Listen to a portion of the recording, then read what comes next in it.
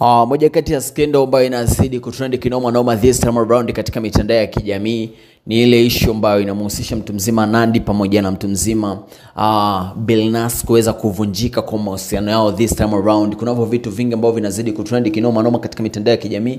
If you got a comment, please don't forget to put your comment section to commentisha like nobody's business.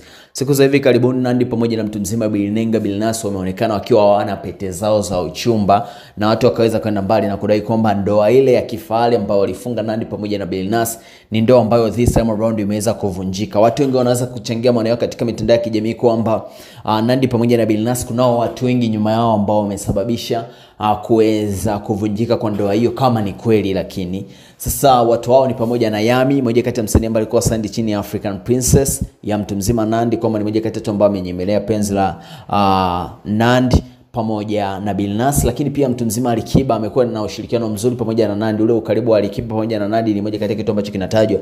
Lakini mtu mwingine ni Idris Sultan, moja kati ya watani wakubwa yeye pamoja na Billnass. Utani huo unadaiwa kwamba unaweza kuwa umechangia. Najua sijui ni kipi kati haya yote ambayo yanatajwa. Usisahau kuniwekea maoni yako mtazamaji wangu kwa kudai kwamba ni kitu gani ambacho nahisi kwamba kimechangia katika kufanya ndoa hii iweze kuvunjika. Galonomas to say na sign out, boom shakalaka.